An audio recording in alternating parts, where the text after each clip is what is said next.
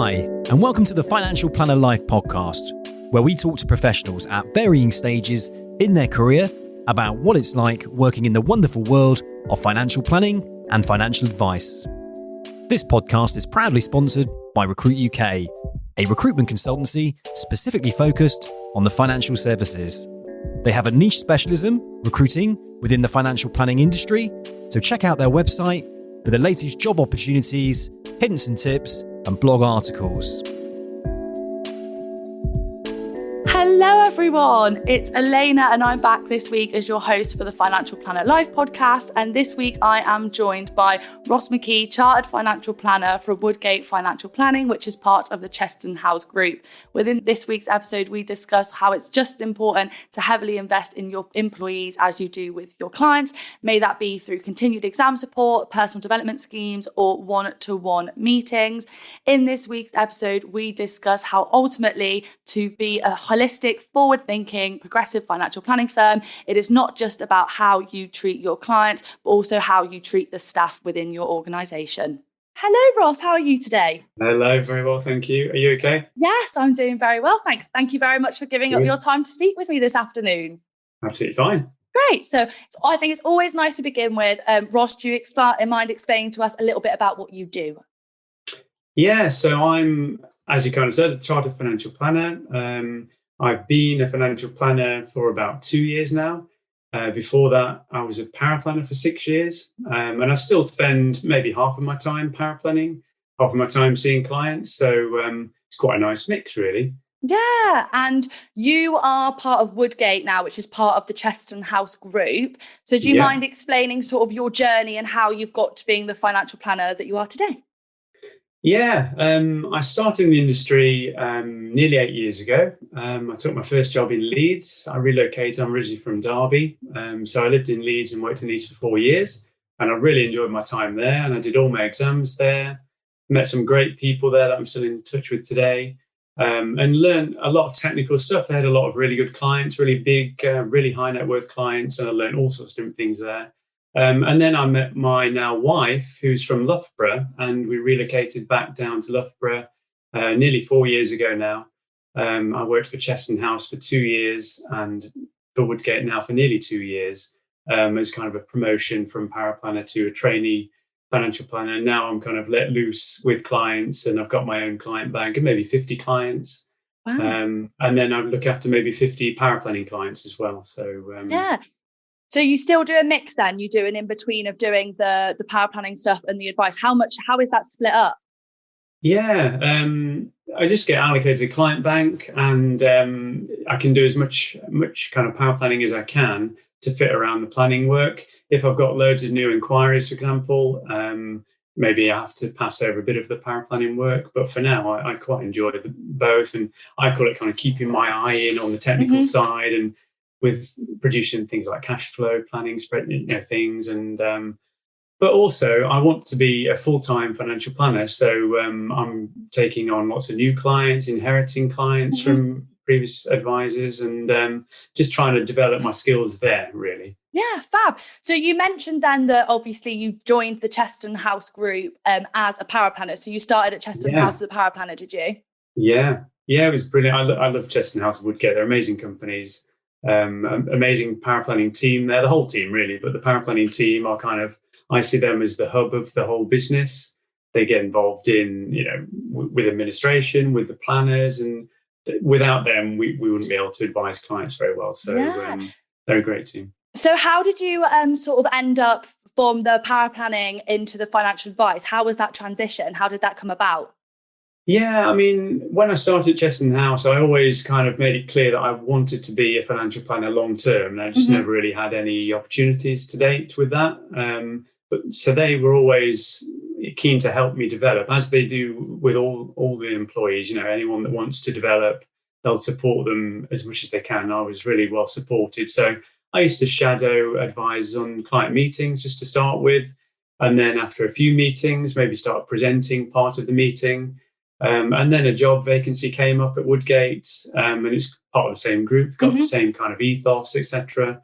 And it was just too good to miss up. So I went for that and luckily got it. And I've never looked back, really. I'm really, really enjoying it. And although it's been Oh, a tricky 15 months or so, getting to trying to be a new financial planner in this virtual world, I'm really getting to grips with it now and really loving life. how are you finding everything being virtual? Was it like a big transition from how you were doing it previously to sort of now? Yeah, very much so. Yeah, as far as I know, I'd never had a virtual meeting before March last year. I think one of the big benefits of us is that we are local financial advisors, face-to-face advisors. So most of our clients, because we see them in our offices, are from the kind of Leicestershire area, Nottinghamshire, Derbyshire maybe, but not too many from further afield. This year, I've taken on clients from Cumbria, Brighton, Oh, wow. Plymouth, all over, York. So no, it is good, and clients have really embraced it. It's been great. I've had Zoom meetings with 88-year-olds, I think. Oh, my is the goodness. oldest. Yeah, amazing. Yeah. And I guess that's the one good thing about it being virtual now, as you just touched on, you can expand your client bank and build those personal relationships with people that aren't just down the road or a half an hour drive away. It allows you to really connect with people that are potentially, you might not be able to connect with because they're just further down the road. Yeah, definitely. Yeah, it is harder to have that kind of personal connection and build rapport with people, I think. But face to face, we're getting back to face to face soon, hopefully, when we're allowed to. But it's been great for the interim. I know you hear some horror stories of advisors that have kind of missed years worth of progress meetings or whatever because they didn't adapt. We had everyone online, doing Zoom meetings within a few days from when lockdown was announced. So, it's been really good. Yeah, and I would have fewer clients if it wasn't for virtual meetings, probably. Yeah. I guess that's the one good thing. To think a lot of it, obviously, as you just touched on, might be slightly more difficult to build the rapport sort of via a Zoom meeting as such as you can do face-to-face. But do you feel like that's something that will continue as part of the business, the virtual side of things? Yeah, I think so. Some clients are specifically requesting it. Even those that live nearby, because it's that much less time out of their day. But certainly for longer distance relationships, it's a great tool, isn't it?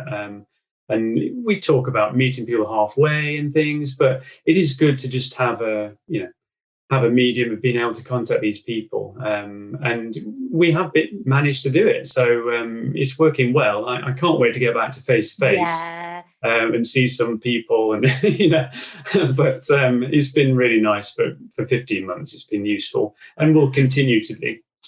I completely agree. I miss, the face-to-faceness, being able to build that rapport. You just touched on, it's slightly more difficult to build rapport sort of online than it is face-to-face. Do you have to conduct the meetings in a slightly different way? Is there slightly different techniques that you might use sort of on a Zoom call that you might not use sort of face-to-face or vice versa?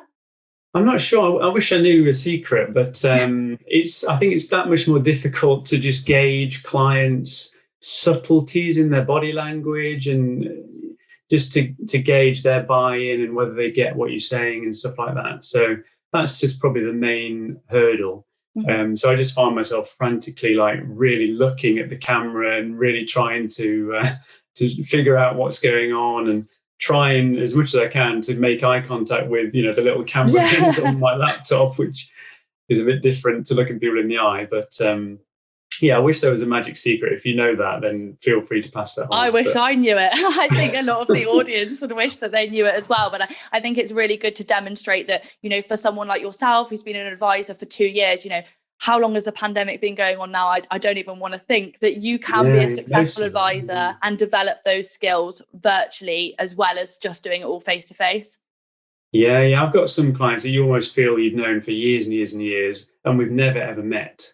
And we've got such a good relationship. So it can work. Yeah, exactly. And I think, the one good thing, well, if anything positive has come out of COVID, it is, and I say it again and again, it is that virtual element and moving the industry in potentially a bit more of sort of a modern era. So it's really exciting and really positive to hear that it's worked for yourself and that it's something that you can use in future. And you just touched on then, so were Cheston House quite quick off the mark to implement this? Did you have any sort of humps or hurdles along the way?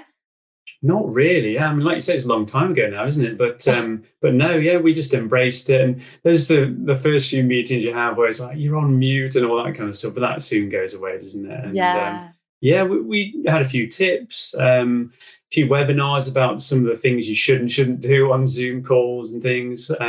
It's relatively common sense, isn't it? So yeah, we've been at it since, I'd say, about day 2 or 3 of being at home. So Wow. and it's been good to not just keep touch with clients, but your colleagues. And there's some people I still haven't seen for 15 months that I used to work with and see every single day.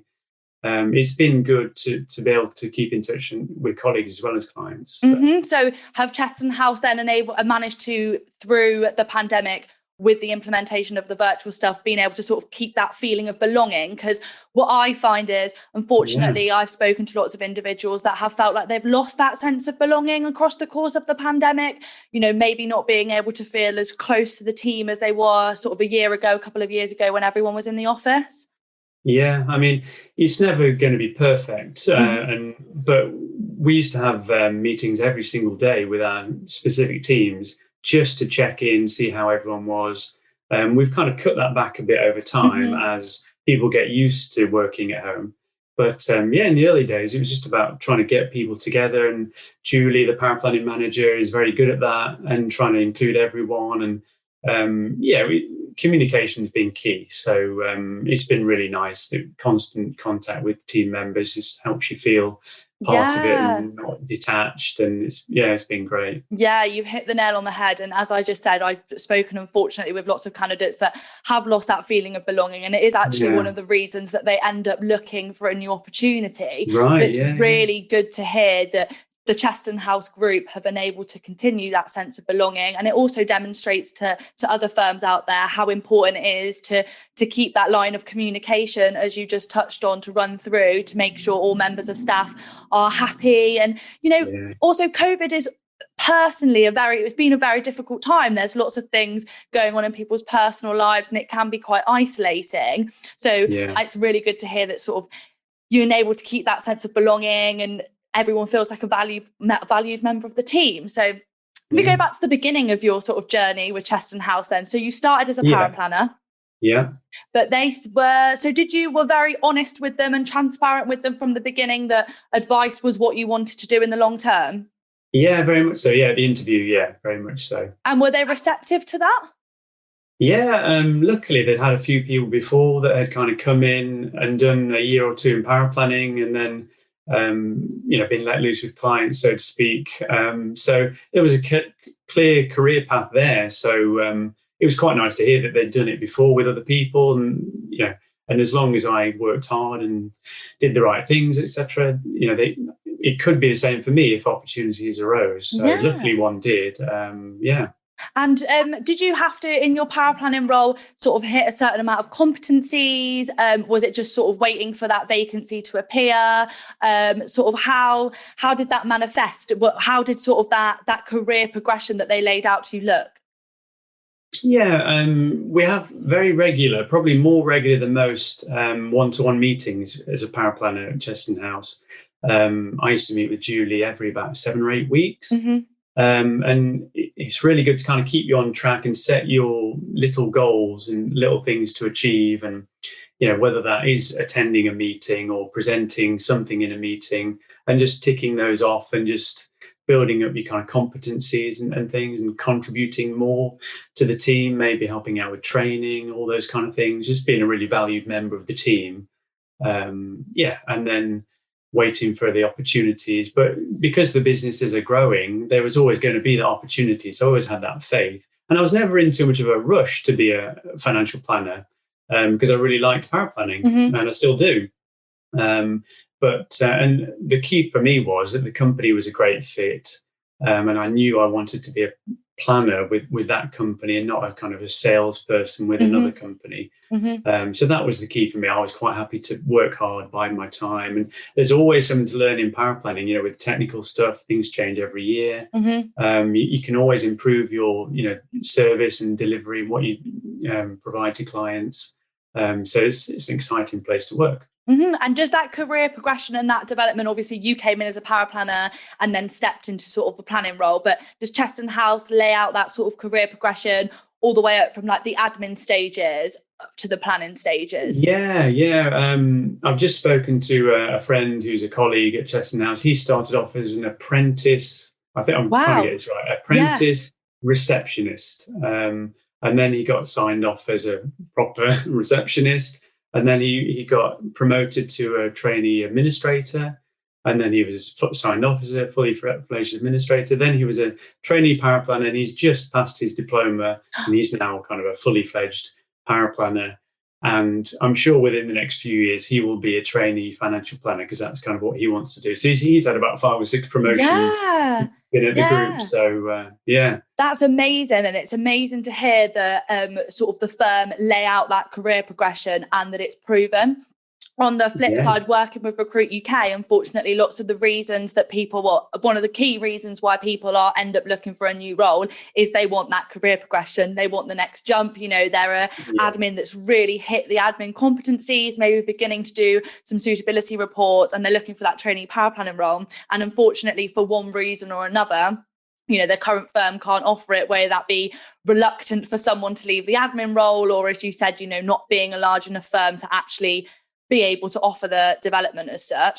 Do you think the fact that Cheston House can offer that career progression, and obviously, as you just mentioned through your colleague, it's proven, helps long-term the retention of staff? I think so, yeah, definitely. Loads of people, especially in their 20s, are quite rightly looking for that progression, aren't they? You know, we do exams in this profession, as you know, and if you can get more exams, more experience, if that can lead to something, then that's always nice, and to have that kind of carrot dangled, and you know that it's a possibility, that if you work hard and prove yourself, that things can happen for you and progression can happen. I think it's also about, for me personally, I guess what I view it is, it's always about nurturing the talent that you've got within. Like it's really, you know, when you've got someone that's really hardworking, is really driven, is really ambitious, is looking to keep on moving up the ladder throughout financial planning, if you can't offer that sort of development or training or progression, they're very often going to look elsewhere for someone that can offer them that. So I presume, and you can tell me if I'm right or wrong, that being able to have that set line out not only motivates you to keep learning, but means that you don't go looking elsewhere, because you know you can get that progression and keep on learning and keep developing on upwards within the firm. Oh, definitely. It is easy to become disengaged, isn't it, when things aren't quite happening, or, you know, you might have people that have been in roles for years and years and years, and there's no prospect of those leaving. It's difficult, isn't it? But with the business constantly evolving, new roles popping up, we've relatively recently had a compliance manager taken on that you know of. So all sorts of different aspects of the business. We've got operations team, you know, all sorts. So as we've grown, I mean, since I've been there, we've grown quite significantly in terms of assets under management and different roles. There are 2 other trainee financial planners that have just kind of stepped into the role recently. With us being a growing business and a good ethos, there's always opportunities coming up. So that always gives you a bit of hope. But it is nice to have that career path kind of laid out, and something to aim for, and keeps you engaged and focused. So I think keeping people engaged, that word is such a nice word. I like that. So you mentioned that you have those one-to-one meetings with Julie, the power planning manager. I guess if you're in the admin team, you will have one-to-one meetings with the other appropriate person. How else do you sort of monitor the development, or how else are you kept engaged or in check as such? Yeah, well, now I'm kind of monitored on, new clients that I bring on, and new relationships that we form, and how much networking I'm doing with our professional connections. So my kind of targets are a little bit different now. Just sit down formally at least every quarter, if not more, just to see how I'm getting on with that with my new manager. So he's constantly kind of monitored and constantly being given pointers on what's been going well and what you might be able to improve on. So, it's great. Obviously we do loads of CPD in this industry, don't we? So trying to tailor my CPD towards my new role. I'm quite technically minded, chartered, power planner I was, and I feel that's quite a strength of mine. I'm trying to improve on the client side, the client coaching side of things. my boss now has been a financial planner for over 20 years. Wow. He can give me all these kind of nuggets, little bits, to go on and feed off and try and improve. So that's been really useful. Yeah, and I think it's a really nice point for our audience, and potentially, we speak about lots of our audience is lots of different people in back office roles or financial and financial planning roles, but obviously another proportion is business owners and people that own their own companies. I think it's really nice to hear from yourself, Ross, how the Cheston House Group have kept you engaged and our firms are able to keep candidates developing continuously. And that, as you just touched on, that doesn't always necessarily need to be a promotion.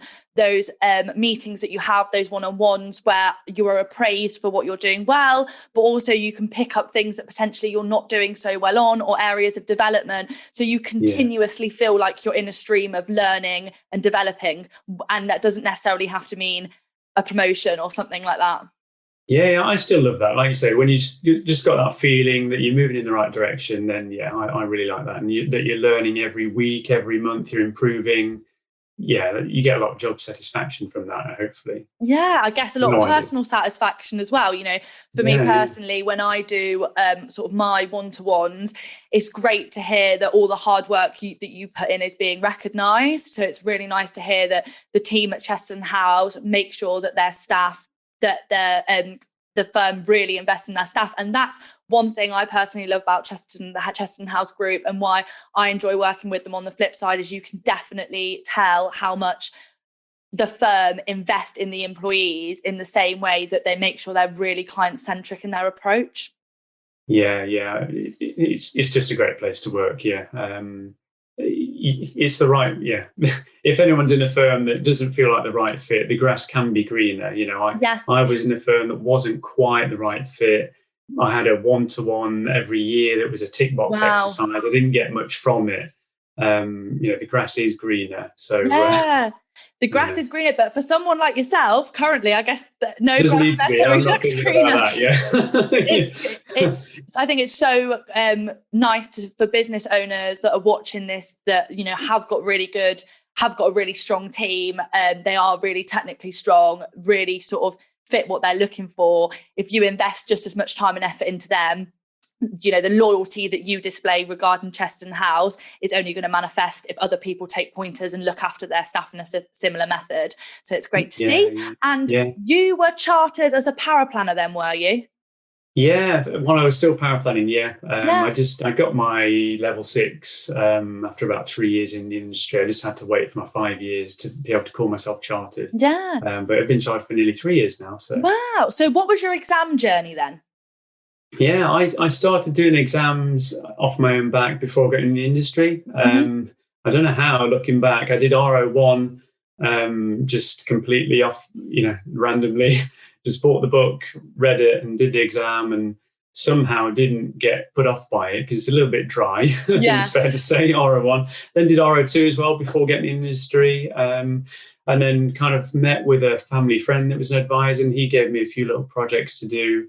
And then after I got 2 exams and a little bit of an experience, I really wanted to just get a job. So I started applying for jobs. And the first place that said yes to me was a company in Leeds. So I relocated, I'd say 80, 90 miles away from where I lived for 25 years, just to get that first job, that foot in the door. And I started off as a trainee paraplanner. I did RO1 through to 6 in about 2 years in order, which not many, I thought it was a logical thing to do, but loads of people don't do it in like that order, but that's fair enough. I think RO5 is maybe a good place to start. And then I just did my AFs and JOs. I assume they're still the same now. Over 2 years, I did one every April and October. And that went really well. Did you become chartered when you were at Cheston House or before you joined them? I was level 6 before I joined, but my 5 years experience, so I could call myself chartered, came while I was working at Cheston House, Because Cheston House are also very big on sort of encouraging people and offering that exam support, not just the level 4 diploma, aren't they, but sort of up to chartered status. Yeah, very much so. Yeah, the power planning team now, I believe almost all, maybe all but one of the power planners, and there are over 10, I think, are at least diploma qualified. Wow. There's an amazingly qualified team, and that's changed in the 4 years since I started.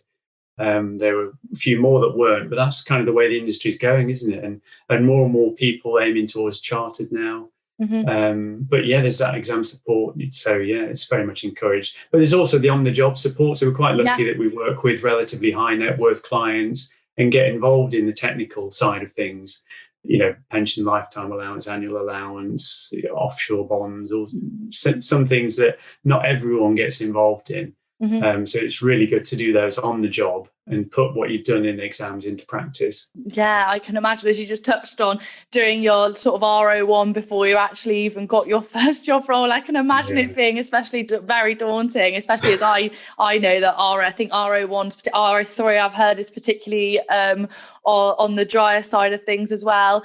Yeah. But do Cheston House then actively encourage members of staff to sort of do the exams? Yeah, very much so. We've got some administrators that are doing some ROs and I think CFs. I'm a bit out of touch with exams now. I haven't done any for a few years. But yeah, any kind of upskilling, any kind of development, that if you say you want to develop in a certain way, they'll support that, definitely. And I think that's also really important, sort of offering that exam support and being able to offer the monetary funding of it. And did you say then as well, is there some sort of on the job training that then will help with the sort of studying for the exams, you'd say? Yeah, and we all chip in. I mean, I've helped colleagues with bits and bobs around exams, where I can. There are some real specific things that you don't use on a daily basis that you can easily forget, but it's a really good support network. So if we have any, say, trainee power planners that are the ones that are generally getting their ROs, there's support from the managers, quite a few of them are chartered, and people like me that I quite like helping out where possible. So we're all a big team and we all help people through their exams and also on the job.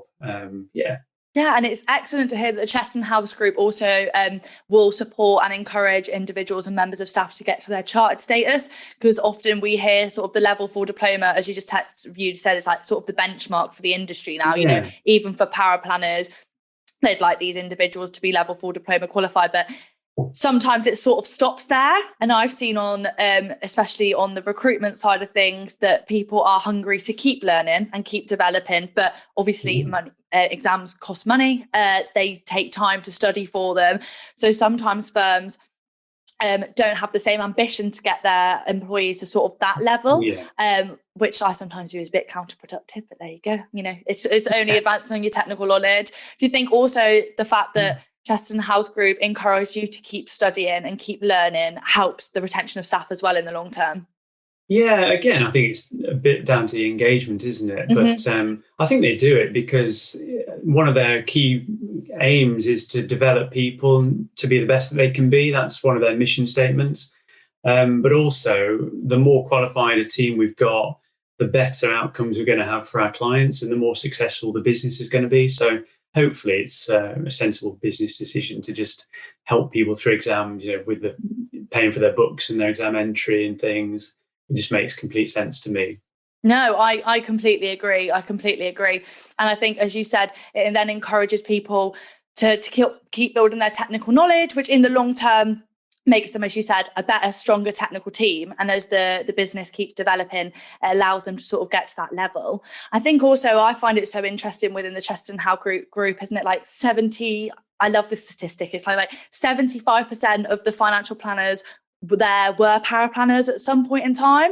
So it's amazing to see, obviously, how when you do invest in your employees heavily, may that be the personal development, the exam side, it's obviously proven that they can then get to a stage where they can then go speak to clients and they're comfortable and they're competent. Yeah. Like you say, for me as well, it was really nice to see that clear path that's been done many times before.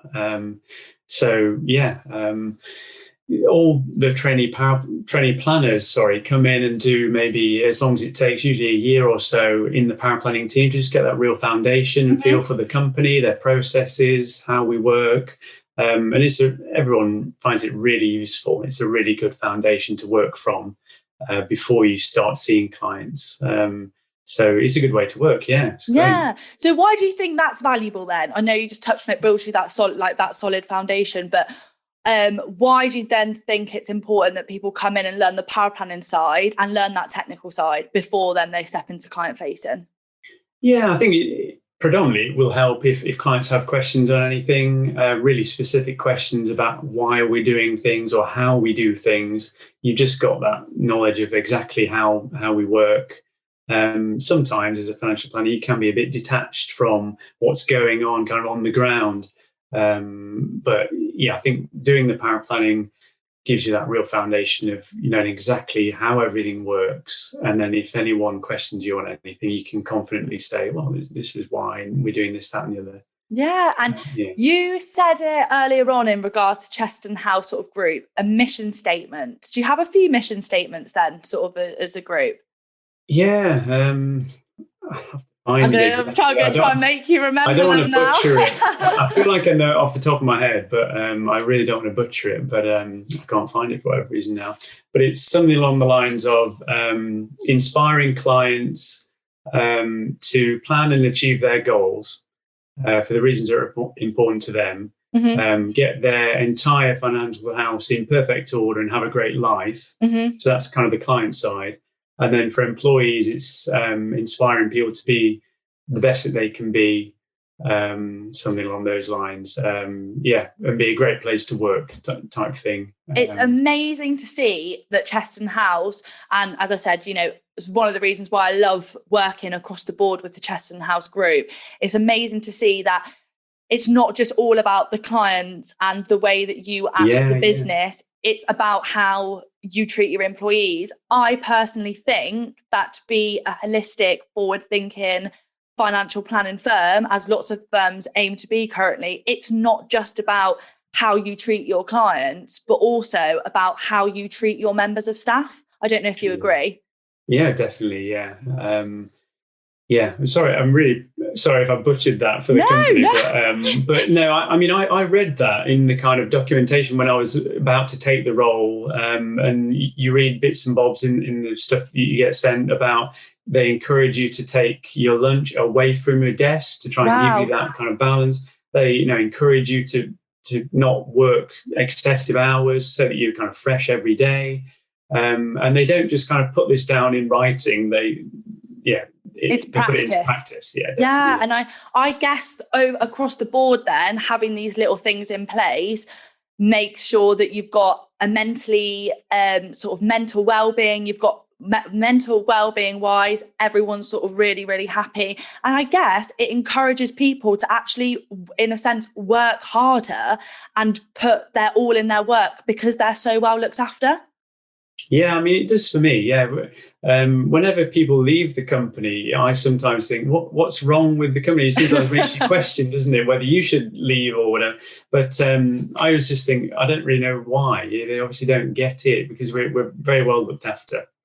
I can definitely see that, and I always find it, and I think it's, as mentioned, for the audience and people that are watching this that do own businesses, speaking to Ross and this whole conversation just demonstrates that how when you really do invest in your employees, you do end up with a stronger workforce that end up being, technically more talented if you're funding them through the exam process as well, encouraging them to get to chartered status. And if you have that clear career progression that they can then follow, you're going to retain more staff. And it's really nice to see that overall it seems to work very well. And it's funny as well that your colleague that you mentioned that's worked all the way through from the trainee receptionist all the way up to sort of trainee power planning, you've gone through so many different job roles there.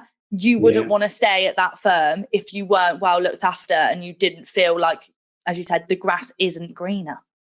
Yeah, honestly, so much loyalty to the company. It's amazing. They've done so much for him, and he feels like he owes them, and they've looked after him. He's going to look after them for years, hopefully. I might as well give him a name drop. It's Sam. Shout out to Sam. And I guess on the flip side as well, it's all about how you treat your clients. And am I right thinking that at the Cheston House Group you go through some sort of like ethics training or some sort of training like that? We have a very specific process. Yeah, it's a financial roadmap. It's part of values-based financial planning. It's just really trying to get to know clients really, really well, know exactly what their motivations are and where they're coming from, and clearly set out their goals, and you make smart goals with specific dates, amounts. It's a great process. Values-based financial planning is an amazing process. And the relationships you build with clients as part of that process is just amazing. And some of the information they reveal to you within 10 minutes of meeting them, you know things about them that barely anyone else in their lives know. It's an amazing process. Yeah. Do you think that value-based training is then crucial to be like a holistic client-central financial planner, all of that they've sort of taught you? Yeah. Some people start with, I'm going to sell you a structured product, and it's just completely the wrong way to start. We start with speaking to the client, understanding them as well as we can, what's important to them, what their motivations are, what they want to do with their money. And then we just write a plan to make it all happen for them. And product, sizes, pensions are just a byproduct of that. Yeah. Put it all into reality. As the mission statement, you said that live their life or in the best way possible or something like that. I'm the one butchering it now. Sorry, I guess also as well, the fact that you are so well looked after as an employee, when you then become client servicing and you are speaking to clients, that transpires, that manifests or like trickles through the way that you're treated to then how you then go out and treat other people representing the Cheston House Group. Yeah, there's a clear kind of ethos to the whole group at Cheston House and Woodgate. They're all very, very similar. Just putting the client first is the key thing. I know everyone says it and it's a bit of a cliche, but that literally comes first. We're not really motivated by anything else. If we do a great job for our clients, they refer their friends and tell their colleagues. We'll be more successful as a business, and we do a good job for them, and it just snowballs. And that's kind of what's happening now. Oh, and it's excellent to see. And as you just said, it's about being value focused across the board. It's not just about being value focused towards your clients. It's about being value focused towards your employees and making sure that they're in the strongest and best position as possible. It's very unfortunate, obviously, working for Recruit UK as well. I deal with people that are very client-centric themselves, and they work in firms which are also very client-centric, but that doesn't manifest to the way that they are treated. And I think that then sort of means that they don't engage in the same amount where they work. Maybe they don't, act in the same level of high values because that's not how they're being treated. It sort of has to work across the board, I think. Yeah, hopefully. I always say that everyone in the group is kind of working towards the same things. I don't really know how it gets, across to everyone, but it's just that ethos in the company that everyone is working towards the same things, of just trying to do the best job they can in their role so that the clients get the best outcomes. As I say, there's some kind of magic potion, I think, that Andy Jervis sprays on the employees to get us all on the same hymn sheet, but we literally all are kind of working towards that common goal. Yeah, and to be fair, it seems like with how much they look after you and how much they invest in you, loyalty, it's a word that you touched on previously when we spoke about Sam, but because so much is invested in yourself, you become then loyal to the values that Cheston House want you to represent to clients also. Because you're so well looked after and you feel so valued, you then go out and build valuable, trusted, holistic relationships with people. Yeah. That's the aim. Yeah, that's what we try to do. Yeah. And I think this has been an excellent episode of the podcast.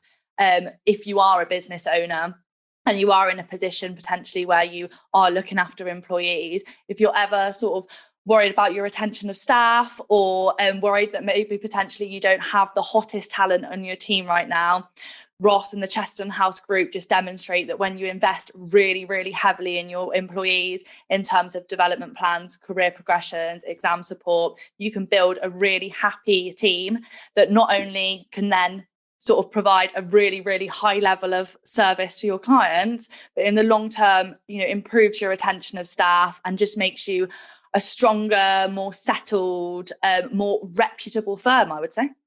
Yeah, and I think the continuity is a big thing, because all members of staff have some kind of contact with clients, some more than others. But if clients have dealt with a certain administrator or power planner for years, they kind of get to know them personally as well as their financial planner. And I think that's really important for the overall client relationship and perception of the work you're doing for clients. They know when things change and they sometimes have questions. So retention of staff and that continuity across the whole team. We have a kind of a team of 3 of administrator, power planner, is really important to most clients. They do notice these things. And also, like as you just touched on then, so does each client then get given sort of like a bubble in regards to a planner, a power planner and an administrator? Yeah, that's exactly right. Yeah. And the idea is that they would look after them and know their circumstances inside out, so that we can efficiently deal with anything that we need to do for those clients. And I guess each single member, because we get it all the time, you think about financial planning, you get tunnel vision towards advice and what the financial planner does and what the advisor does. But I guess, every single individual as part of that process, the planner, the power planner and the administrator are all absolutely crucial to the process. Yeah, they've all got clearly defined roles. Yeah. And it really works. So when you're all working together and you get that continuity, as I say, I think it's really added value to clients. And I think, as you just touched on there, also knowing that every single member of the team is just as valued as the other, because sometimes administrators feel that like they're not as important as the planner, or they're just at the beck and call of the planner, or whatever the planner does, they're there to sort of mop it up or tie it up. It's nice to know as well that everyone is valued for their importance and all the roles are different and they have different purposes, but they are all valuable. They're all crucial to the sort of the whole network as such. Yeah, no, definitely. Yeah, it's there are no egos at the Cheston House Group either. There's everyone's got so much respect for each other as well. So that there's none of that, and there should never be, I don't think, in an ideal world. No. Not at all. But it's so glad to hear just how everyone is so valued there. And as we've just touched on, it goes to demonstrate that if you invest really, really heavily in your employees and in the staff that you've got at the moment, you're going to build a really, really strong team, which are then able to offer really valuable client-centric approach. And on the flip side, everyone's happy, everyone knows where they are, where they're going. And in the long run, that is why Cheston House is growing, that the Cheston House Group is growing. That is why you're going from strength to strength, because you have such a good reputation in the area, not just as how you treat your clients, but how you sort of treat the people that work within you. Yeah, no, it is amazing. It's an amazing little company. When I moved from Leeds, I used to joke with my wife. We used to walk past Cheston House, and my wife always joked, she wanted to get me down into Loughborough from Leeds so we could live together, etc. And we used to walk past Cheston House, and she said, "Oh, you could get a job there." And I thought, there's not going to be a good company in little old Loughborough, as I call Loughborough, compared to Leeds. There's loads of big companies, but not necessarily good companies. But yeah, Cheston House had a vacancy, and the rest is history. You just kind of get the feel for it from the get-go. As I say, just from some of the company documents they send you, before you join. Even that just introduces the company really well. And then they live and breathe it as well as they put it into action as well. Written down on paper. And as you just touched on, Cheston House the Cheston House Group is still not, with Woodgate and everyone, it's still not it's not a massive corporation, it's not have offices, everywhere across the country. So it's really nice to see. And I think important for business owners that are watching this that potentially have smaller, more local sort of firms. You don't have to be a massive corporate to make a difference. You don't have to be a massive corporate to sort of add value to the staff and add value to clients. It's all about having that approach and not just preaching it, but practicing it. Yeah, definitely. That's what it's all about, isn't it? Yeah, well, thank you so much, Ross, for joining me on this episode of the Financial Planner Life podcast. It's been amazing to talk all things Chesterton House Group and hear how, when you really invest in your employees and in your team, you can really build a strong company that adds value to not just clients, but the people that work for you as well. So thank you very much for joining me today. Yeah, no, thanks for having me.